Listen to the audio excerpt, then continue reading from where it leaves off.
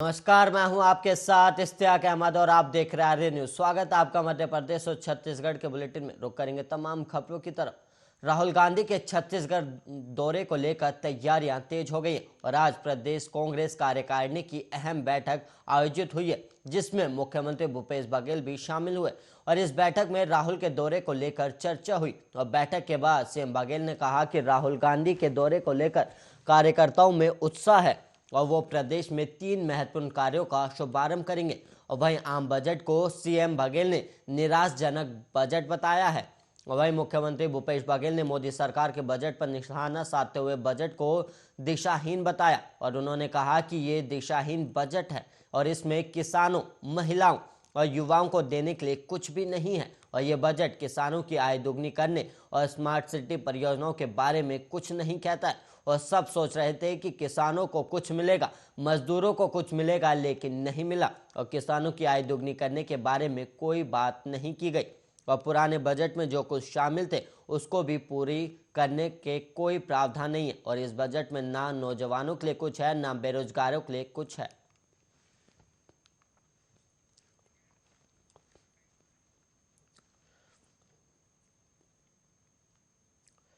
वहीं मध्य प्रदेश में कई अधिकारियों के तबादले किए गए हैं और मुख्यमंत्री शिवराज सिंह चौहान गोवा के चुनावी दौरे पर हैं और उनके गोवा पहुंचते ही मध्य प्रदेश में 8 आईएएस अधिकारियों का तबादला आदेश जारी हो गया और जिन 8 आईएएस अधिकारियों को बदला गया उनमें 4 जिलों के कलेक्टर भी शामिल हैं। और वहीं मुख्यमंत्री शिवराज सिंह चौहान अभी बाकी राज्यों के चुनाव प्रचार में लगे हुए हैं और वहीं यहाँ मध्य प्रदेश में चुनावी भी साथ बिछने लगे और प्रशासनिक सर्जरी जारी है और प्रदेश के 8 आईएएस अफसरों को इधर से उधर कर दिया गया और जिन 8 आईएएस अधिकारियों का तबादला हुआ उनमें हरदा, जबलपुर, रीवा और अलीराजपुर के कलेक्टर भी शामिल हैं। और वहीं मुख्यमंत्री चौहान की जारी लिस्ट में हरदा कलेक्टर को बदल दिया गया है और वहीं संजय गुप्ता को हटाकर उनकी जगह ऋषि गर्ग को हरदा का नया कलेक्टर बनाया गया है। और वहीं संजय गुप्ता आयुक्त पंजीयक सहकारी संस्था बनाए गए हैं और इसी तरह रीवा कलेक्टर इलिया राजा टी को जबलपुर कलेक्टर बनाया गया और वहीं मनोज पुष्पा रीवी के नए कलेक्टर होंगे और जबलपुर कलेक्टर करमवीर वर्मा को एमडी ऊर्जा विकास निगम बनाकर भेज दिया गया है और राघेंद्र सिंह अलीराजपुर के नए कलेक्टर होंगे, जबकि नेहा मीना अपर कलेक्टर नीमच होंगी। और वहीं हिमांशु चंद्र को सीईओ जिला पंचायत शहडोल बनाया गया है।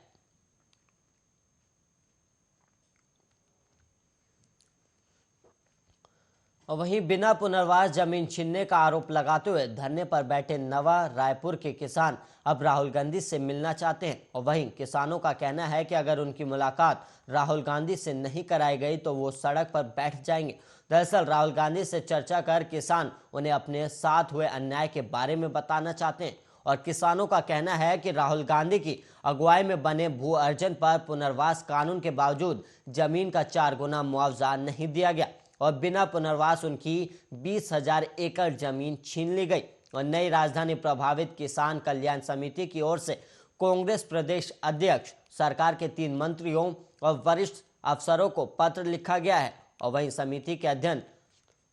समिति के अध्यक्ष रूपन चंद्राकर ने बताया कि कृषि मंत्री रविंद्र चौबे, वन आवास एवं पर्यावरण मंत्री मोहम्मद अकबर और नगरीय विकास मंत्री डॉक्टर शिव डहरिया को पत्र भेजा गया है और इसमें कहा गया है कि किसानों का प्रतिनिधिमंडल 3 फरवरी को राहुल गांधी से मुलाकात करना चाहता है और किसान नेताओं का कहना है कि उन्हें सरकार के जवाब का इंतजार है और अगर सरकार जवाब नहीं देती है तो उनकी मुलाकात राहुल गांधी से नहीं करवाई जाती है तो वो सभी अपने घरों से निकलकर सड़कों पर बैठ जाएंगे और इसके बाद की स्थिति के लिए प्रशासन और सरकार जिम्मेदार होगी।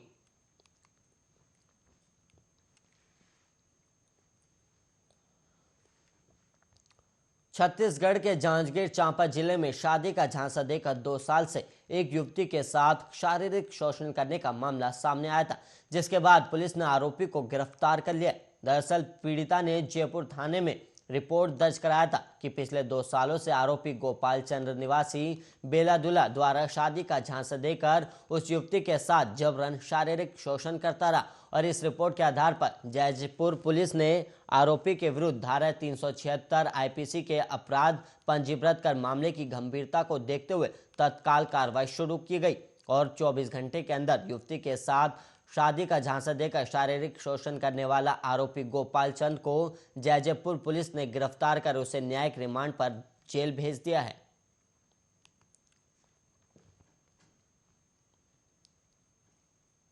दिनांक 30/1/2022 को पीड़िता थाना जैजैपुर आकर एक लिखित आवेदन देकर रिपोर्ट दर्ज कराई थी कि ग्राम बेलादोला निवासी गोपाल चंद्रा पिता देवराम चंद्रा शादी का झांसा देकर लगातार पिछले करीबन 2 वर्षों से उसके साथ जोर जबरदस्ती बलात्कार कर रहा है की रिपोर्ट पर थाना जैजैपुर में अपराध पंजीबद्ध कर विवेचना में लिया गया था।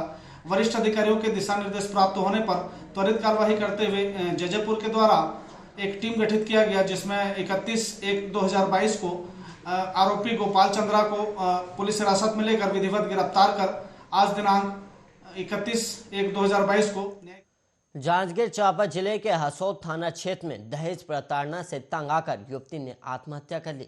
दरअसल युवती की शादी को महज 6 महीने हुए थे, जिसके बाद युवती ने फांसी लगाकर आत्महत्या कर ली।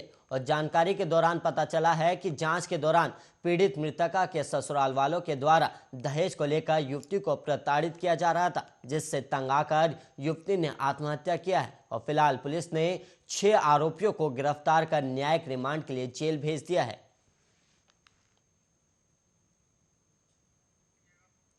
वहीं आपको बता दें कि लगातार दहेज के मामले सामने आते रहते हैं। और वहीं एक और मामला छत्तीसगढ़ के जांजगीर चांपा से आए, जहां पर महज 6 महीने के अंदर ही एक नवविवाहिता ने फांसी लगाकर आत्महत्या कर ली। और वहीं ससुराल वालों ने दहेज का आरोप लगाते हुए परिजनों पर आरोप लगाया। और वहीं आपको बता दें कि पुलिस ने कार्रवाई करते हुए करीब 6 आरोपियों को न्यायिक रिमांड में भेजा है। और वहीं आपको बता दें कि दहेज के कारण महिला को प्रताड़ित किया जाता था, जिसके बाद महिला ने आत्महत्या कर ली। और उसके बाद महिला के घर वालों ने ससुराल वालों के खिलाफ केस दर्ज कराया, जिसके बाद पुलिस ने करीब 6 आरोपियों को गिरफ्तार कर न्यायिक रिमांड पर भेज दिया है।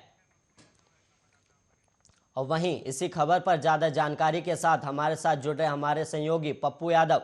पप्पू यादव, क्या है पूरा मामला, विस्तार से बताइएगा।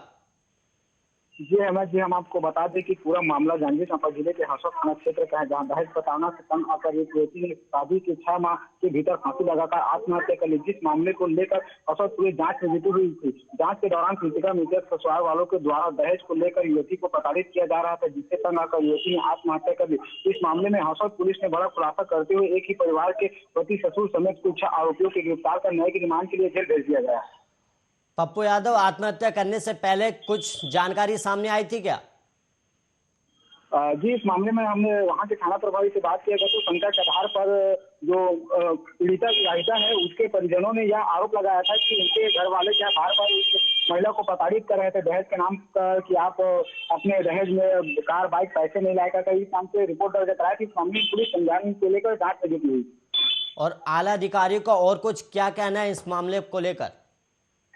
जी, इस मामले में अधिकारियों ने तो 12 साल के लिए जो आरोपी हैं उनके खिलाफ अपराध पंजीबद्ध करके उन्हें न्यायिक रिमांड के लिए जेल में भेज दिया। परंतु ऐसे कई मामले जो जांजगीर चांपा जिले में निकल कर आ रहे हैं प्रताड़ित कर रहे हैं, ऐसे आरोपियों को संज्ञान में लेते हुए उन पर कड़ी कार्रवाई करने की बात भी कही गई।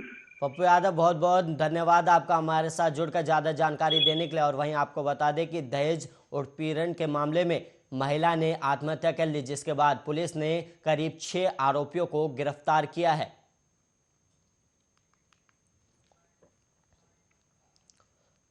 और वहीं बढ़ेंगे अगली खबर की ओर, जहां पर सरकारी नौकरी के नाम पर ठगी के रोज नए मामले सामने आते हैं। और ऐसा ही एक मामला छत्तीसगढ़ से सामने आया है। और यहां एक चपरासी ने सरकारी नौकरी लगवाने के नाम पर करीब 75 लोगों से ठगी कर डाली है। और इस ठगी में चपरासी के साथ एक स्कूल का क्लर्क भी शामिल है। और पुलिस ने इस मामले की जांच भी शुरू कर दी है। और पुलिस से मिली जानकारी के अनुसार आरोपी चपरासी ने क्लर्क के साथ मिलकर करीब 75 लोगों की सरकारी नौकरी लगवाने का ठेका लिया था। और दोनों ने सभी से 70,000 से लेकर 1 लाख रुपए तक ले लिए। और जब लोगों के पैसे देने के बाद काफी दिनों तक कोई नौकरी की खबर नहीं आई तो उनको शक हुआ और नौकरी के लिए लोग उनके चक्कर लगाने लगे। और इसके बाद भी कुछ संतुष्ट कर देने वाला जवाब नहीं मिला। जब लोगों को चपरासी द्वारा ठगने का एहसास हुआ तो सभी पुलिस थाने पहुंचे और वहां उन्होंने अपनी सारी कहानी बताई। और पुलिस ने अपनी छानबीन में पाया कि आरोपी शातिर चपरासी का नाम श्याम वैष्णव दास है। और उसने सभी को आदिवासी विकास विभाग में काम दिलाने की बात कही थी और उसने लोगों से करीब 70,000 से ज़्यादा रुपए तक ले लिए थे, लेकिन नौकरी नहीं लगी। और वहीं आरोपियों को पैसे देने वालों ने विभाग के अधिकारियों से मामले की शिकायत की है और पैसे के लेन देन के प्रमाण भी दिए गए हैं। और इसके बाद विभाग की ओर से आरोपी चपरासी के खिलाफ मरवाही पुलिस थाने में शिकायत दर्ज कराई गई और शिकायत के बाद विभाग ने आरोपी चपरासी को सस्पेंड भी कर दिया है।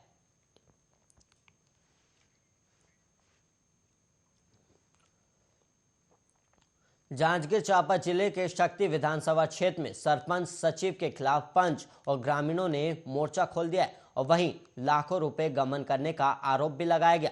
दरअसल जिले में सरपंच सचिव के मनमानी थमने का नाम नहीं ले रही और जिसके चलते ग्राम पंचायतों में भ्रष्टाचार अपनी चरम सीमा पर है। और वहीं ग्राम पंचायत नवा पाराकला के सरपंच सचिव के खिलाफ पंच और ग्रामीणों ने मोर्चा खोला है और इसके साथ ही उन पर लाखों रुपए गबन करने का भी गंभीर आरोप लगाया गया है।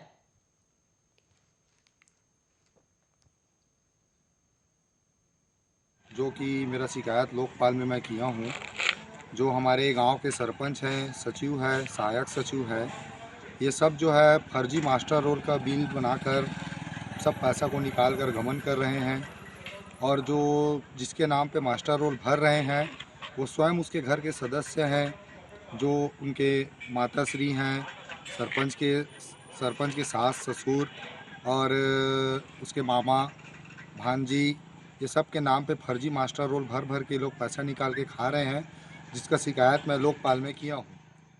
वहीं जांजगीर चांपा जिले में करोड़ों रुपए की लागत से पुल निर्माण कार्य अधूरा है, जहां ग्रामीणों ने ठेकेदारों पर निर्माण कार्य में घटिया मटेरियल उपयोग करने का आरोप लगाया। और वहीं आपको बता दें कि करोड़ों रुपए की लागत से पुल निर्माण कार्य अधूरा है, जिसके चलते ग्रामीणों को आवागमन करने में परेशानियों का सामना करना पड़ रहा है और 3 साल बीत जाने पर भी पुल निर्माण कार्य अभी तक अधूरा है। और जब इस मामले में विभागीय अधिकारी और ठेकेदारों से बात किया जाता है तो वो कोरोना काल का बहाना बनाकर सवालों से बचते हुए नजर आते हैं।